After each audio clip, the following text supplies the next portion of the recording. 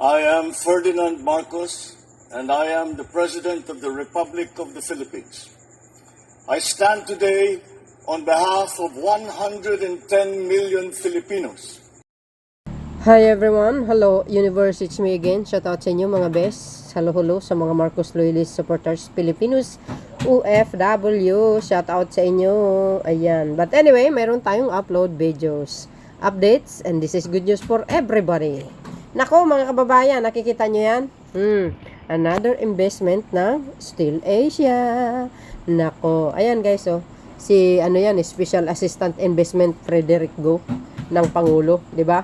Nako, galing talaga, oh.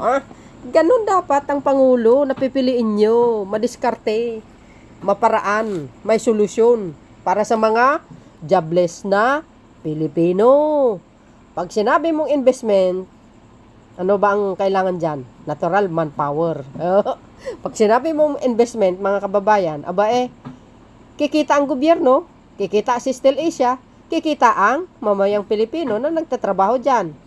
Kung natatandaan nyo, may in-upload ako ng video mga kababayan, last 2024, nag-invest uli ang Steel Asia dyan po sa Compostali, Cebu, July 9, 2024. Nakaw, talaga naman, ipakita ko sa inyong video, no? Pero basahin po natin ito mga kababayan. Ito na naman, saan banda ito?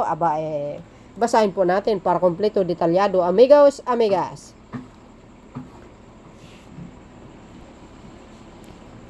Ayan, sabi po ng Manila Bulletin's Business.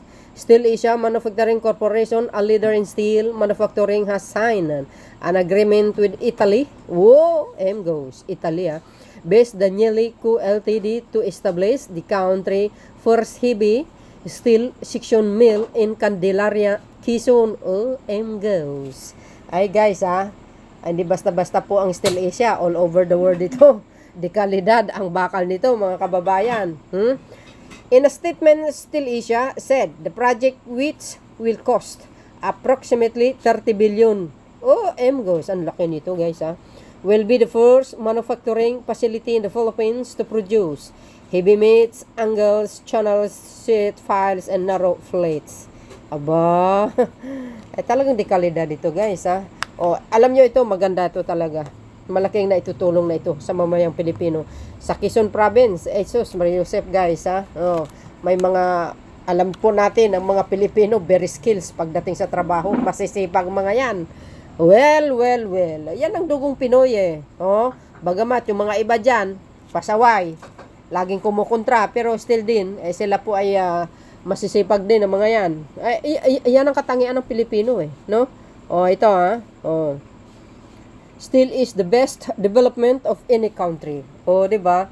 Di ba mga kababayan, mayroon tayong dating pagawaan. Di ba? Mayroon tayong Philippine Steel Giant. Ano po ang nangyari? Agay. Ito, pakita ko sa inyo So ito mga kababayan ito, nakita nyo yan? Ayan Yan po yung pag-aari ng Pilipinas under the government ng pamahalaan. Ayan na Philippine Steel. Naging disaster talaga sa totoo lang. The sad fall of Philippine Steel Giant. Yun po ang mahirap, no? Kasi yung dating Pangulong Marcos Sr., pinagawa niya. Pero ano nangyari, guys? Sino ang nagbenta doon sa Malaysian businessman? Si Tabako. Bininta sa private. Private businessman sa Malaysian bininta. I-search nyo, alam nyo naman yan ayan. Ganyan, pag ang Pangulo walang pakialam sa mamayang Pilipino, hindi inisip ang kapakanan ng bansang ito, wala, kulilat talaga tayo. Walang asenso. Tingnan nyo ang nangyari sa BNP. Bataan Nuclear Power Plant. Ano nangyari? Wala. Tiningga. Bakit? Yun ang sabi ni Cory ayaw daw niyang maalala ang pangalang Marcos Sr. Dapat isinantabi niya sana yung Marcos. Dapat ang inisip niya yung kapakanan ng mamayang Pilipino. Ngayon, tatanungin kayo, may pagmamahal ba sila sa bayan? Wala. Pati yung mga magsasaka, bagsak. Ekonomiya ng bansa, bagsak. Walang nangyari. Bakit? Tatanungin ko. Umaasenso ba ang Pilipinas nung that time nila? Wala. Kawawa nga eh. Ang Pilipinas. Oh. Alam niyo kung ano mayroon? Anong sinabi ni dating Senator Santiago? Defensor Santiago? Kung malinis daw ang mga politician, bakit lagi tayo nakakasama sa top 10 na the most corrupt in the world? Ito totoo yun. Si dating Defensor Santiago ang nagsabi. Totoo yun. Yan ang nangyari. You see? Sayang, di ba? Alam nyo, itong Philippine Steel ito, nako, di kalidad dito guys. Kawawa din ng mga manggagawa na wala ng trabaho.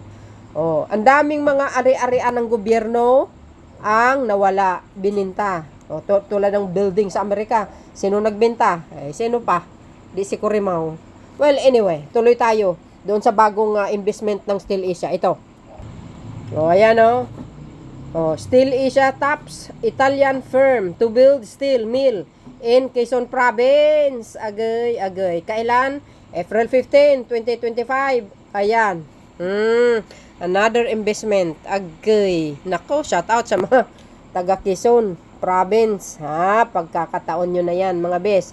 Talad po ng sinasabi ko, mga kababayan, hindi lang ang Steel Asia ang kumita, of course, ang bansa natin. Di ba, nagbabayad ng tax yan? At tapos, ang manpower, natural, magsisweldo.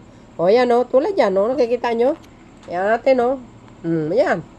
Di ba mga bakal yan, mga kababayan? Di kalidad ito. At least, bakit ka ako maganda ito? Mga kababayan, dahil nag-invest sila dito sa Pilipinas, reducing import tayo. Di ba? Baka nga, ang mangyayari ito sa akin lamang, baka mamaya si Steel Asia ng Pilipinas mag-export yan sa iba't ibang dako ng mundo. Hindi ko alam kung mangyayari yan. But of course guys, reducing for yan na import ng mga bakal. Agay. Itong mahirap sa atin Kung hindi pa sana naibenta yung Philippine Steel, di ang ganda sana ang takbo ng bansa natin. Kaso lang may mga politikong pulpul. Ang sarili nila makasarili, walang alam kundi ewan ko ang tinaguri ang trouble pala kasi yun trouble president si Tabaco tuloy. Steel Asia Manufacturing Corporation has stopped Italy's Danielco Ltd to build is heavy steel section mill in Candelaria, Quezon. Shout out sa mga taga Quezon na yan province. As I said, mga kababayan, pinangunahan ni Pangulong Marcos Jr. ang Steel Asia, Compostela, Cebu, last July 9, 2024. Tuloy, under the agreement, Daniele will supply all the core equipment, technology required for the 30 billion steel mill project goes. Grabe, no? Tindi. Tuloy, using Daniele Green's technologies, the Candelaria mills is expected to have one of the lowest carbon footprints among steel plants worldwide, with a projected reduction of 2 million tons of carbon dioxide. Biro nyo yun? 2 million? Reduction? My goodness, yan na nga sinasabi natin. Ito ang pinakamaganda dito. Reduction of 2 million tons of carbon dioxide.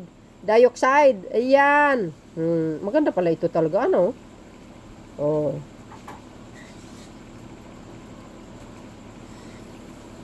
tuloy.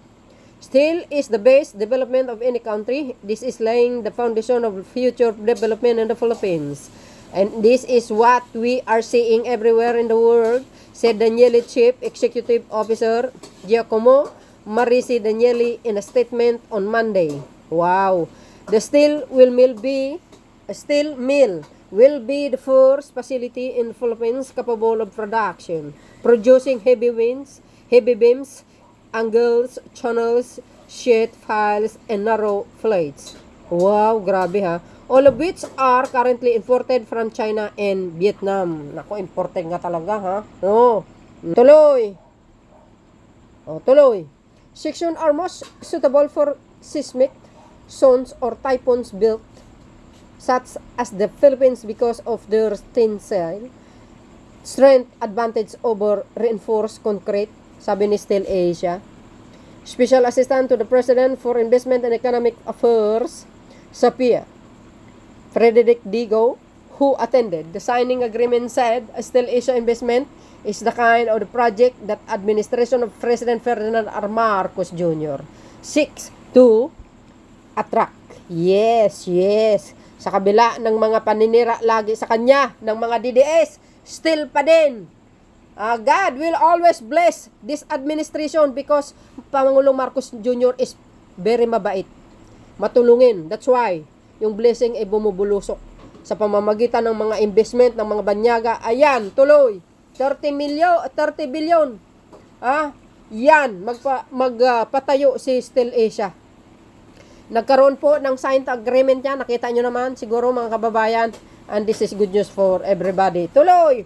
We want this kind of investment to rebuild our economy and move from our consumption based economy to more sustainable investment lead economy, Mr. Go said. Agay. According to Still Asia, the Philippines construction sector is expected to benefit from the new mill through cost and time-saving once operation commenced in 2017. 2017 nga. 2027. Ika nga, no? I really hope, guys, sa susunod na Pangulo, lahat sana ng mga naumpisa ni Pangulong Marcos Jr. itutuloy niya. Pag ito ang next president, ay tuloy-tuloy ang progreso ng bansa. Kung ano po ang nasimula ni PBBM, ituloy niya, mas dadagdagan niya. Sabi ko sa inyo. Hindi tayo magiging kulilat. Makikipaglumbaan tayo sa mga mayaman na bansa sa katabi natin. Galingin dapat. Dapat ang isang Pangulo, tulad ni PBBM, pala tuloy-tuloy ang progreso. Tuloy. Delivery lead times, particularly for instructors project, will reduce from 3 months for imported steel, you say, to just 2 weeks locally, the company said. Natural, mga beswa. Magkano? Will reduce from 3 months for imported. Was. Well, I really hope, no, not only the Cebu, Quezon Province, also Davao dapat, Mindanao, lahat, no, malagyan yan. Nang sa ganun, guys, ay sigurado, hindi na tayo mag-i-import. Diyan na lang tayo bibili, siyempre, nandiyan si Still Asia, Philippines, By substituting this import, that country will also benefit by avoiding the purchase of US dollars. Yan. Mahal kasi ang for US, di ba, mga beswa? Sabi sa inyo pag ang Pangulo ay puro kapakanan ng mamayang Pilipino, itong resulta. Investment pa more. Ayan. Tuloy. Ayan. Once Operation Still Asia Section Mill in Candelaria, along with its facility in Batangas, will help the country replace, magkano ilan daw? Will help the country replace $1.2 billion worth of steel import annually. Goes. Ay, grabe pala, guys, ang mahal ang import. 1.2 billion. Ay, grabe pala. So, ibig sabihin, mga kababayan, itong Still Asia, dahil mayroon na sa Cebu, ngayon magkakaroon na sa Candelaria Province ng Quezon. Tapos baka mag-invest pa sila sa iba't ibang lugar. Sigurado. Hindi na tayo mag-i-import. Mawala na yung $1.2 billion na yan. Ang laki pala, mga kababayan. Antindi nito. Tuloy. It will really help our country self-sufficiency and reduce importation dependence from the international suppliers, Still Asia said. Maganda yan.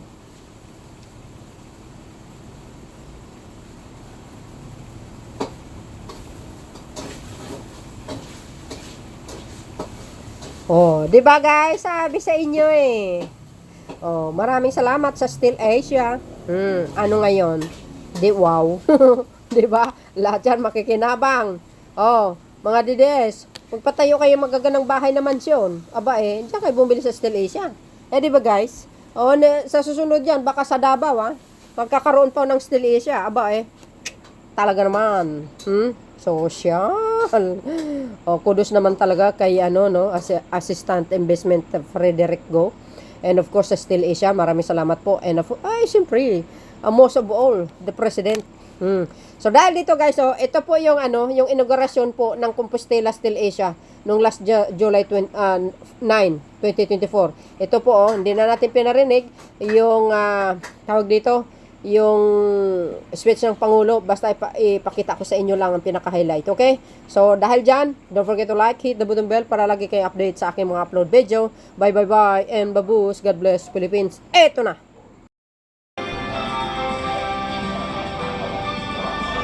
And the president is now in the pulpit and about the press. The positive is that this signifies that the Still Asia Compostela plant is now in operation. Mabuhay ang Still Asia! More importantly, the buzzer sound stands for Still Asia's continued commitment to raising the bar in reliability, management, and technology. Steel Asia's Compostela plant is the newest, largest, and most modern steel mill here in Compostela, Cebu, with a production capacity of over 1 million tons of rebar annually. Wow. It is the latest addition to Steel Asia's 7 steel mills across the country. And today's inauguration symbolizes the company's legacy and continuing faith in the Filipino people. Mabuhay ang Presidente! Mabuhay ang Steel Asia!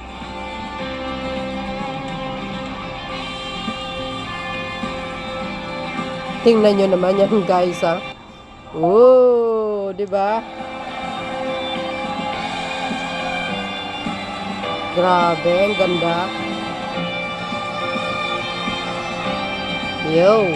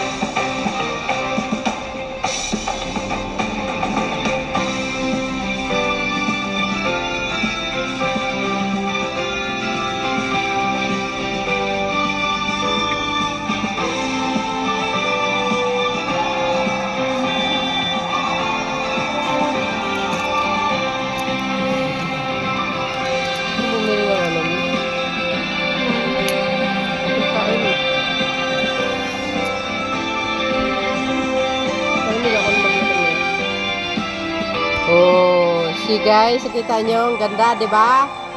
Oh, ayan. Another investment yan, mga bis. Yan, mas nauna po yan. Sa Compostela, Cebu po yan. Noong July 9, 2024, si PBBM po ang nag-inugura. Oh, ngayon na naman sa Candelaria, Quezon Province. Agay! Magkano? 30 billion.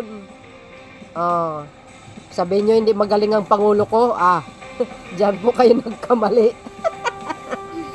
Tahimik lang yan mga kababayan, pero mapanganib ang galaw niyan sa mga strategiya niya, yung mga idea niya, yung mga pamaraan niya. Wala ganyan ang Pangulo niyo. Yung Pangulo ko ang mayroong ganyan. Matalino eh. Na-upload ko ito guys itong video na ito. Mga last year pa yan. Tingnan nyo naman. Di kalidad yan. Basta Still Asia. Yung mga bakal yan, hindi basta-basta mga kababayan. Agay! Agay! Ladies and gentlemen, the President of the Republic of the Philippines, His Excellency Ferdinand R. Marcos Jr. Mabuhay ang Presidente! Diba? Yan nyo naman yan, see? Yeah. Tingnan nyo guys, yung mga manggagawa, nagkaroon sila ng trabaho dyan sa Compostela, Cebu. Sabi ko sa inyo, galing ng Pangulo ko Hindi, ang Marcos Loyalist supporters, Pangulo pala. for joining us O, di ba? for the Steel Asia Compostela plant inauguration. You see? Let's give our president one more round of applause. Mabuhay ang presidente. So, yun mga kababayan, hindi na natin na pakinggan ang kanyang talumpati. Si Gobernador Gwen, Sabi sa inyo guys, the best. Ganyan. Pag ang Pangulo ay puro sa kapakanan ng mamayang Pilipino, aba, ipipiliin nyo yung katulad ni PBBM. The best yan. So,